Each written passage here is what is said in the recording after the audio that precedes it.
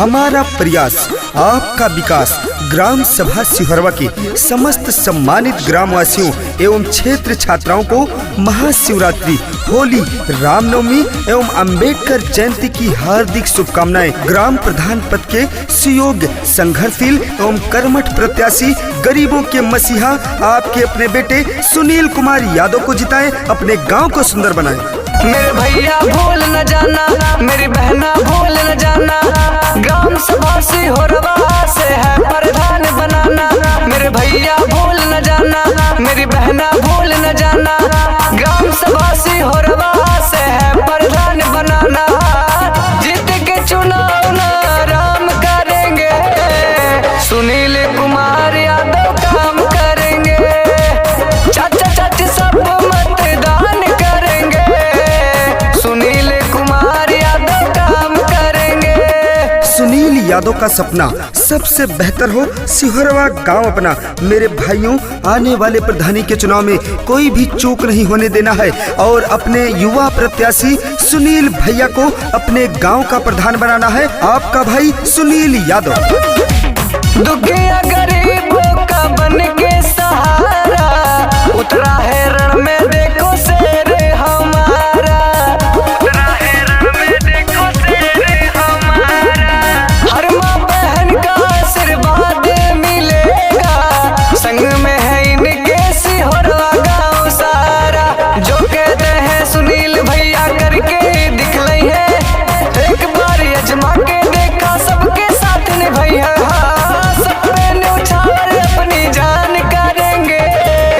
सुनील कुमार यादव काम करेंगे, चाचा चाची सब मतदान करेंगे, सुनील भैया जी काम करेंगे। जो कोई नहीं कर सका ऐसा काम कर देंगे, जो कोई नहीं कर सका ऐसा काम कर देंगे, पूरा हर गरीबों का अरमान कर देंगे।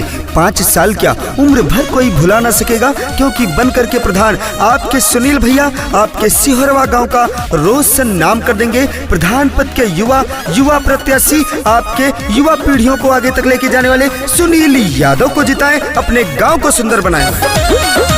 दुखिया गरीब के हो रही ना निराश हो, सुनील भैया सबके करी है विकास हो, सुनील भैया सबके करी है विकास हो। जवान कहिए भैया करके देखे है, सगरो गरीबन के बाटे विश्वास हो। राशन बिजली कॉलोनी के व्यवस्था करवई है, मनरेगा के पूरा पैसा जनता तक पहुँचई है। सबकी सेवा सुबह शाम करेंगे, सुनील कुमार यादव काम करेंगे, चाचा चाची सब मतदान करेंगे, सुनील भैया जी काम करेंगे। सुनील भैया को माताओं बहनों का आशीर्वाद मिला है, बूढ़ बुजुर्गों का आशीर्वाद मिला है, बच्चा बच्चा इनका दीवाना है, युवाओं का साथ मिला है। आपका भाई, आपका बेटा इस बार उतरा है मैदान में, आपको आगे आना है, अपने हक की लड़ाई लड़ना है और अपने ग्राम सभा सिहरवा का प्रधान सिर्फ सुनील कुमार यादव को बनाना है। मेरे भाइयों, सुनील कुमार यादव, ग्राम सभा सिहरवा। नाली खड़ंजार शीशी लगवई है, पिछड़े गरीबन के घर बनवई है, पिछड़े गरीबन के घर बनवई है। जवान कही है सुनील भैया अपने, हर एक वादा पूरा कर देखई है। अपने गौवा में न रही कोनो काम अधूरा, सुनील भैया जीत के अपने सब कुछ करी है पूरा। सारी समस्या का निदान करेंगे, सुनील कुमार